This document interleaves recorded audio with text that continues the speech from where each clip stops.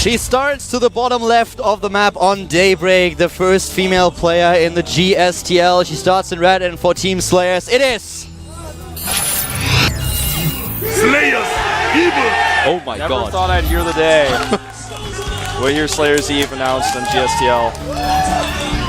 And of course, her opponent has already stopped Yu-Gi-Oh! Can he continue, start his own streak for the team MVP? He is... MVP Sniper! MVP Sniper, the Zerg specialist, took down Yu-Gi-Oh! Yu-Gi-Oh! Being so angry, he defeated Noblesse, Vampire and Keen. The score in the match is 3-1 for Team Slayers, and let's see what Eve can do. Can she win against Sniper? Can she take out this strong Zerg player? Or will Sniper get his second win? Yeah, that's what we're going to find out. So far, standard play, no proxy. Barracks is put at the wall. Everything normally timed here. And we're going to see, it looks like a hatch first from Sniper. He may decide to play things a little bit safer, but this is kind of rare right now. He's checking everywhere for proxies right now, and he actually does go pool first. He goes for the pool first, and he's looking everywhere for a barracks. He is assuming... actually, he's on the same thought process as we were earlier. He's like, okay, I don't think she can really take me in a macro game. Let's make sure that there is no proxy play by her at all. Let's make sure that there's nothing that can blindside me. Goes even for the pool first before hatch, which you would normally never do against Terran. Never see in this matchup anymore. You're so right. There's the hatch. And Eve walls out the drone so that... Oh, she loses her SCV, though, to the drone. Did not halt command properly, but either way, the drone does not know if there's gas in the main or not, which in this case, there's not. She is going to be going for a 1-Rax expand. And is going now for her own scout. Wants to see what the hatchery timing is. First blood here, definitely, for Sniper with his 1 harvester kill. And yeah, Sniper is playing this safe. He knows, of course, that for his team, this is a really important match. Every point counts. They didn't really expect Slayers to put up such a fight. Yeah. This is kind of crazy. They never expected Yu-Gi-Oh! To take down Keen, Vampire, and Noblesse. They expected maybe to take a win, maybe even 2, but taking out Keen as well, one of their key players on the bench, that was something that they definitely didn't account for. So right now, Sniper has to be really careful here. She wants to see if there's gas, and she sees no gas on the left, but did not really get much vision on the right side. Now what she's doing with her command center here is actually playing a little bit of a mind game, because she knows the Overlord's going to be checking for that command center in the main, or rather at the natural, so she hides it in the main after she denied the scout, so he doesn't know if there's gas. Even positions her Marine to try to block the Overlord, but he will actually get around and see that command center. Meanwhile, of course, double gassing, the Overlord getting a little bit closer, does not see a command center at the normal location where you would hide it though. Do you know who would also have been a great choice to face Sniper Knight right now? Brown. Yeah. He played so well, especially at the Iron Squid qualifier against Zergs. So he took down Life in the final. I mean, that was really impressive. So he's definitely one of the choices that you have if you're sitting on the Slayers bench, if you're a seller now. But yeah, Eve builds the expansion. Sniper scouted it though. He saw what's coming here. Let's have a quick look at the Harvester counter at this point. We have 18 to 26 in favor of Sniper. Yeah. Factory here is a little bit later than you would expect it, but she does start the reactor, and she's going to go for this reactor Hellion follow-up now. This is basically totally standard play. Now, she knows the Overlord has seen the command center now. It got close enough to where she could even damage it, so command center is known about. She's going to want to drop that mule and float it ASAP, because with the amount of Marines she's got on the map, she can easily just put a bunker down there and defend it. There's no reason to keep it in the main.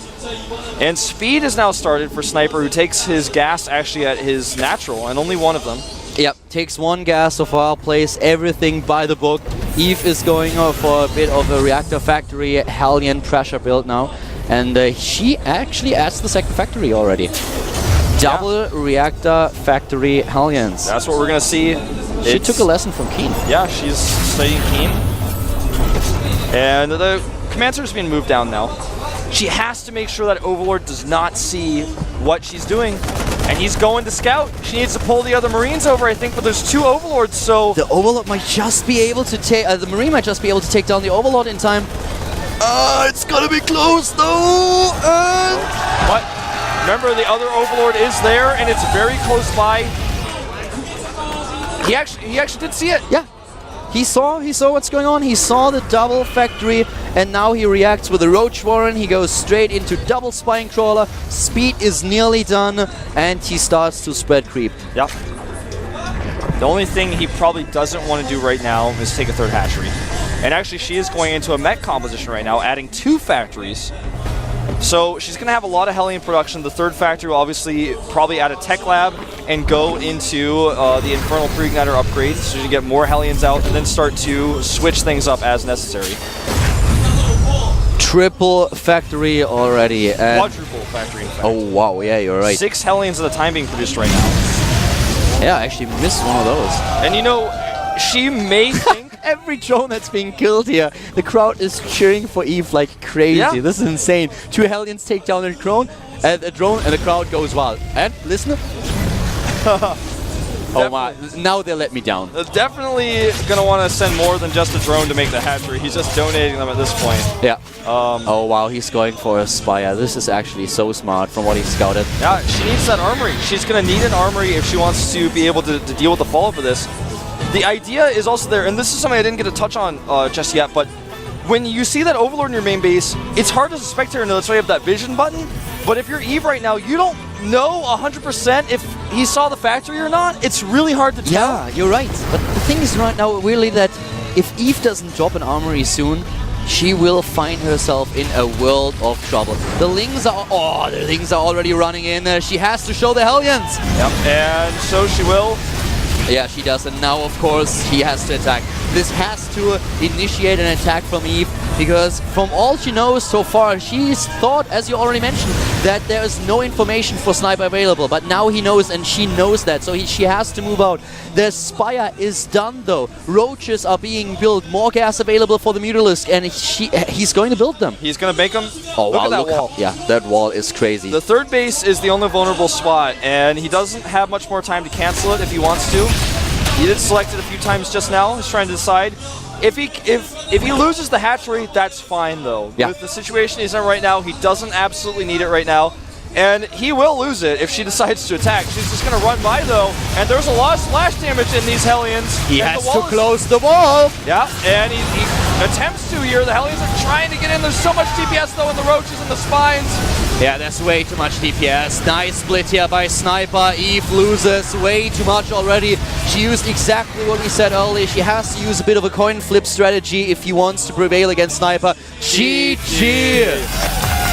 The game is over. MVP with point number 2. Sniper with a smirk on his face. Eve not able to take the game. Well, you know, I feel like that game and the smile that I see on Jessica's face right now can only be described as cute. Yeah. So I thought that was a wow. Oh my god. They're actually cheering that it's fine. That basically what they're saying is that's okay in Korean. So well, that's fine. That was I don't know what to say, but she did a good job. I mean, she executed a build that she practiced maybe a few times. Didn't work out. Not very refined, but Sniper was like, all right, one more down. One more. If I get one more point, then we're tied up here 3-3. She was up against a player that is on Code S level, so she tried to go for a bit of a coin flip, and that's completely fine. She lost, so yeah, that's cool. And, you know, again, it's hard to say if the Overlord saw it or not. And she kept the Hellions in the main. I think, based on the fact she kept those Hellions in the main, makes it look like she was like, oh, I don't know if he saw that, so I'm just going to make it an even crazier attack with even more Let's be honest about it. Keenis, for example, is a player who uses strategies like this or similar ones, and he has won more than once with just an amount of Hellions that completely overwhelmed his opponent. So this can work. You just have to make sure that you deny the scouting information. She was not quite able to do it. She didn't realize that Sniper spotted the factories, and therefore she thought she could go in there, but Sniper was prepared. Lost the game. Eve, that is. A bit sad here, but in the end, everything's fine. So currently we're looking at a 3-2-2 score in the GSTL match between the Slayers and MVP. Now I think it's time for Genius. Honestly, Genius already? Yeah, I think so. I think you got to put put Genius out here. Brown, yeah, you made that point earlier, and if you can take down live in an online tournament, I feel you can take down Sniper offline. Fair point. I wonder how well, you know, both of those players have been preparing. This is obviously a transition period right now for everybody in the team. Not everyone's always at the house. I don't know who would be the better choice. You know, one of the players that I would expect to play as well is Dark. The problem is Dark is Zerg, and you have only we expect 2 Zergs for Team MVP. So does he play the mirror match? It is. Oh, it's genius! It's genius! It's time, and the crowd goes crazy. I feel like just Genius is that face that you need now. After you have a game where you send a female player out, she looks a little bit weaker, she gets taken out. All right. That is so cool. All right, Arthur. They're screwing with my sheet. Arthur is a player that has actually been known in Korea for a really long time as a heavy ladder player. I just want to walk out and want to tell them, okay, listen guys, I'm sorry, but Genius has to play. I've written it down already. It's on the counter sheet. It's on the counter sheet. Listen, if something gets scratched out on the counter sheet, it means it's a map that was played, not a player. Exactly. Well, this is actually really interesting to me that Arthur is the choice. He's actually not really shown himself in televised matches too much. He plays a ton of ladder games. I can't tell you how many times I've actually played him on the ladder before. I've seen people in Korea play him on the ladder when they're streaming all the time because he's just constantly playing. Now he's a barcode, but back in the day when he used the ID Razor Arthur, man, I play against him all the time. We have a 5-minute break, guys. Then we are back with Arthur up against Sniper. See you in a few here at the GSTL Slayers vs MVP. You're the only one who really